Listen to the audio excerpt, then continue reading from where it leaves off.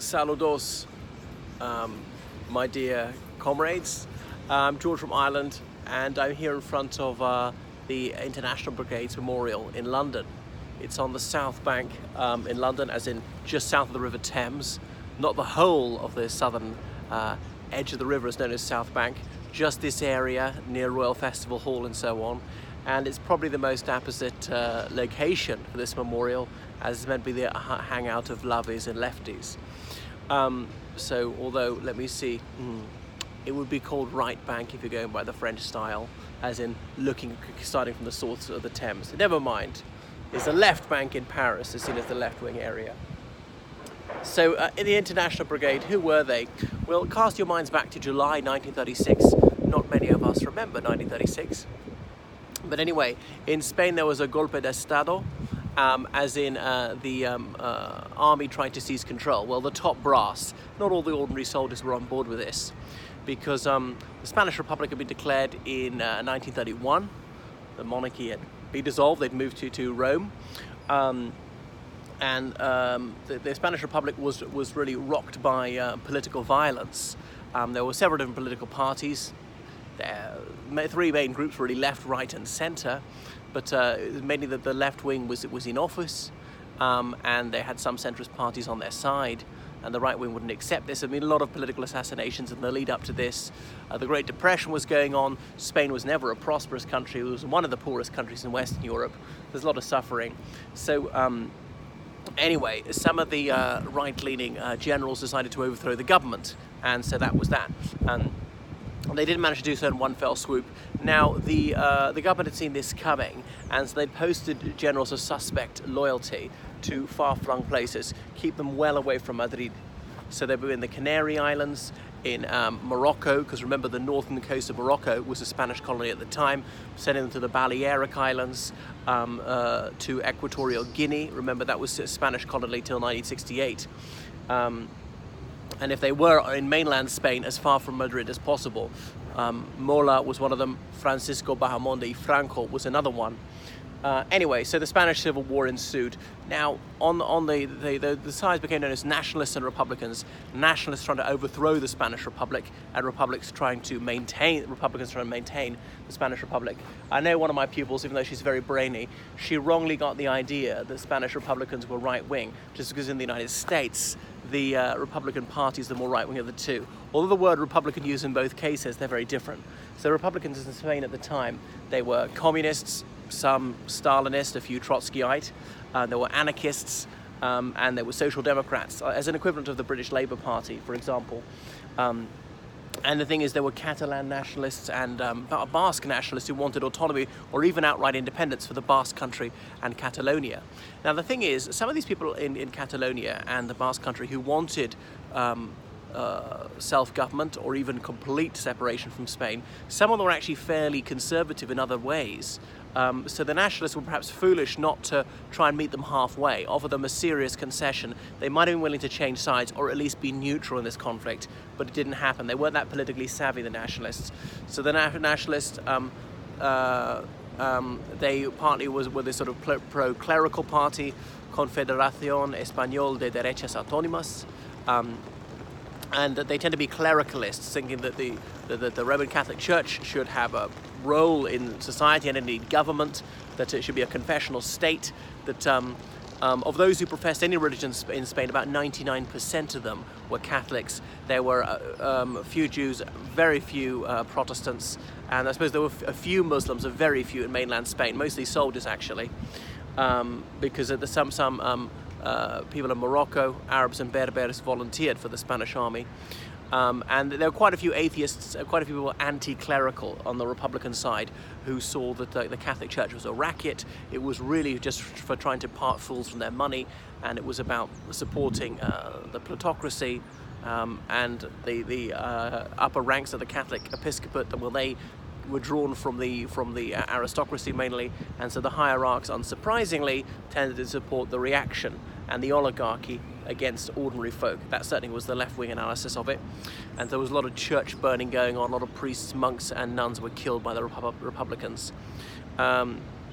So what else? Anyway, you know, on the Republican side, there were also people who were like liberals, who were very much politically middle of the road, but said, well, we have elections here and we have an independent press, we've got to defend that, and the nationalists will take this away from us. So anyway, the Spanish Navy was much more divided than the army, and so a lot of them took the side of the Republic. So the Army of Africa, those are Spanish troops in Morocco, how are they going to get to mainland Spain? And they appealed to Germany. So the Chancellor of Germany at the time was Adolf Hitler. He sent these Junkers, these transport planes, and they airlifted a lot of Spanish troops to mainland Spain.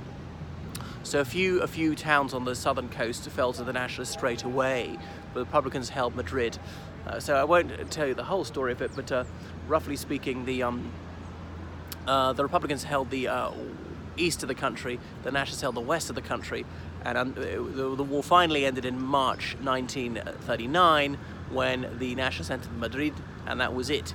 And Francisco Belmonte and Franco had been recognized as the leader of the nationalists by that stage, assuming the title El Caudillo, the leader, also Captain General, a title which only monarchs had before. On his side, most of them were monarchists, most of them were fervent Catholics. There was this group called Falange Español who hadn't wanted, who were actually anti-clerical but right-wingers in the early days. However, they did achieve reconciliation with the Roman Catholic Church. Anyway, so the Spanish Republic put out an appeal to left-wingers all over the world to come to their aid, and so they did. Now, the Soviet Union backed the Spanish Republic, as indeed did Mexico, which had its own revolution only 20 years earlier. So Stalin, he sent not very many troops, mostly trainers, a little bit of equipment and money, and he insisted that all the Spanish gold reserves be handed over to him, and they never come back. So he was also saying that this is a useful way to root out Trotskyites. Remember, Leon Trotsky and Joseph Vissarionovich Stalin were deadly enemies, rivals for the leadership of the Soviet state. So Trotsky had been pushed out of the party gradually in the 1920s after Lenin's death in 1924. He'd been exiled to Almaty in Kazakhstan, so that was Soviet Central Asia, so very far from the center of power. Eventually expelled from the country. He'd been in Turkey, on an island in the Bosphorus. There had been an attempt to assassinate him there. He'd moved to Paris, moved to Norway, and always had to move on because the Soviets demanded he move on and tried to kill him. But some of his acolytes were there fighting in Spain. George Orwell was a British author who went over there to fight. So the British Labour Party raised volunteers, as did the Communist Party of Great Britain. In Ireland, the Communist Party of Ireland encouraged people to go. Some of these guys were ex-IRA because remember, if you go back to the Easter Rising, it was obviously the Irish Volunteers rose, but also the Irish Citizens Army, founded by James Connolly. Thereafter, the Irish Citizens Army was merged into the Irish Volunteers, and I suppose that was the IRA. So it was this far left faction within the IRA, and so some of them went off. Now, obviously, the IRA had split after 1921. The truce, do we accept it, do we not? And most of them left the IRA, recognised the Irish Free State as then was. So the volunteers for the other side, for the nationalist side, including from Ireland, the Blue Shirts, which was Ireland's fascist party, 700 of them went to Spain. They were singularly ineffective. One Spanish general said that the military efficiency of this unit is absolutely nil, and after a few months they were sent home having seen almost no action, so fairly ignominious.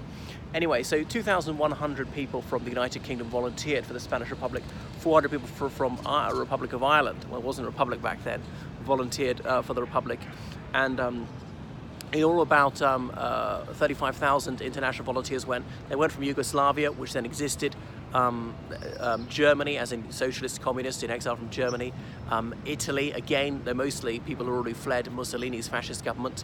Frenchmen, the French were the biggest single nationality. Of course, they bordered that country. There are people from the United States, from Belgium, Romania, Poland. I could go on and on and on. Anyway, the French were very concerned about this war spilling over into their country. Obviously, they border Spain, and a lot of people with mixed roots, foot in both camps, you know, half Spanish, half French. And so France already played host to a considerable Spanish community. Picasso, for example, was there, who was very much for the Republic, as was Salvador Dali. Anyway, so France and the United Kingdom, a few other countries, they agreed on neutrality. They weren't going to get involved in the war, and no one was allowed to send any volunteers. The thing is, Germany and Italy agreed to it as well, despite flagrantly breaking it. But within a few months, it was a dead letter. But the French and British said, let's still stay out. If you've got the Soviet Union on one side, the Germans and the Italians on another side of the Spanish Civil War, that comes quite close to being a Second World War, which we're desperate to avoid. So then these volunteers were ordered to come home or face persecution. So many of the foreign volunteers, they took Spanish citizenship so they could fight on. So that was that. They fought unavailingly. It was the losing battle. So that was the end for them. There was almost a civil war within a civil war. Certainly in May 1937 in Barcelona, the secret police, especially at the behest of Stalin, going around arresting anyone they thought might be a Trotskyite. George Orwell found out he was on an arrest list and managed to slip over the border into France, posing as being as bourgeois as possible. He thought that would attract less suspicion. Kim Philby was a British journalist in Spain. Kim Philby, born in where was it in India? I can't remember where it was in India.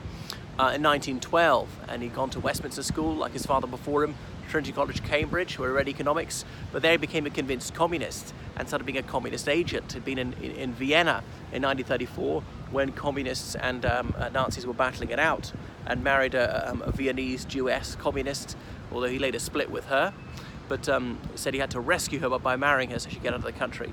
But anyway, he went to Spain originally as a freelance journalist, only later got work from the Times. How did he afford this? He was absolutely penniless. Obviously, the NKVD paid his fare. NKVD is in Narodnaya Komissariat Внутренних дел, the People's Commissariat of Internal Affairs. That was the Soviet secret police. The thing about the Soviet secret police is it kept changing its name. It went through several iterations. One time a sort of department of one would overtake the whole and purge them and blah, blah, blah. So he was with Franco's forces, and indeed he once had a medal for bravery pinned on his chest by Franco himself, even though he wasn't actually fighting, but he was reporting from the other front. You can read his book, My Silent War, about how he had some sort of address, these sort of secret addresses to send intelligence to, and one time he was arrested by the Spanish police who were deeply suspicious of him. Some of these people were complete Anglophobes, and they thought Protestants were all Freemasons. They thought that this communist, Jewish, Masonic conspiracies are trying to take over the globe. He was questioned. He wasn't tortured or anything, but he managed to dispose of this piece of paper, which was incriminating. He managed to fling his wallet to the far side of the room of the police station, and all the policemen turned over that way. He saw their backsides. He quickly disposed of the piece of paper. But anyway, that was the Spanish Civil War. They mostly survived and came home and said, oh, we're fighting for democracy, which is dubious because how fair were these elections anyway? There were so many assassinations. Was there cheating by both sides and all the rest of it? Do you really think Stalin cared about democracy, or indeed Trotsky, who both had viciously persecuted their people? And so obviously so many atrocities carried on both sides.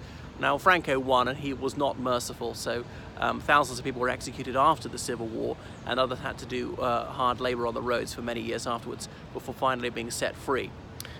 So then the monarchy was, the royal family was brought back in 1948. Alfonso XIII and his son, the Count of Barcelona. Franco decided what we're going to do about succession. Okay, we'll transition this young man, Juan Carlos de Bourbon y Bourbon. That's the King Alfonso XIII's grandson. He's suitable. He's been brought up under Franco's tutelage, served as an army officer, been educated at universities in Madrid, I think the Complutense, the most prestigious one in Spain, and that Franco could hand over to him.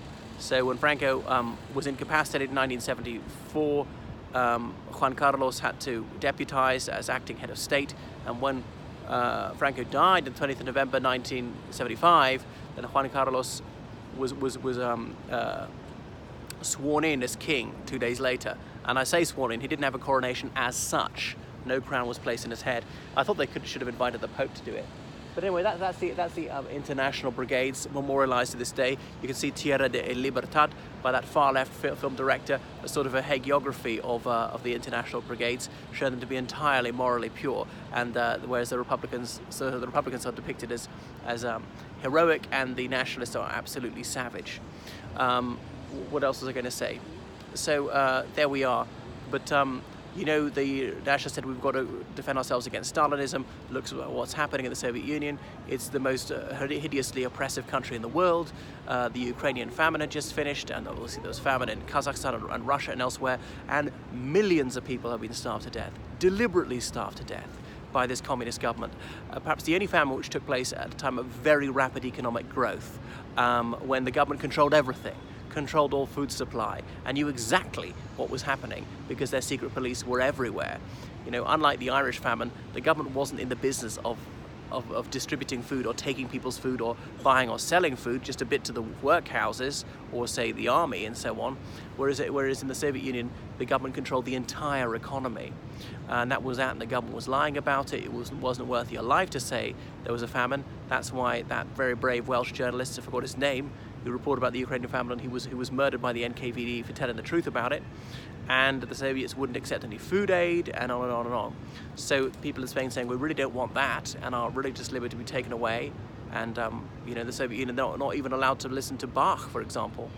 Anyway, so that's what the International Brigades were all about. It's another memorial to them there in Hammersmith. It's got quotations "No pasarán" by Dolores Ibarruri, this communist Spanish personality, member of the Communist Party, and that was her motto: "They shall not pass, no pasarán." Obviously adapted from what the French said in the First World War, "Ils ne passeront pas," in relation to the Battle of Verdun. A trifle ironic, since the French commander there, Henri-Philippe Pétain, he went on to be the chief of state of Vichy France, 1940 to 45, sort of the antithesis of what the Spanish Republicans wanted to see. But anyway, it's a worthy slogan, even if you don't like the cause in which it was uttered. Really, that's that. But the thing is, so much for non-interference in domestic affairs, these international brigades, saying, isn't that imperialism? I mean, imperialism could be a good thing.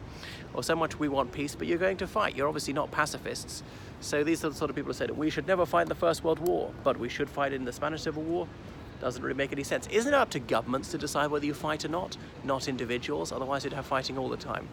Anyway, so you may have got the idea that I don't have that much sympathy for the international brigades, nor indeed do I have for the Nashas and Franco. There are all sorts of bad things about him too. Switching off now.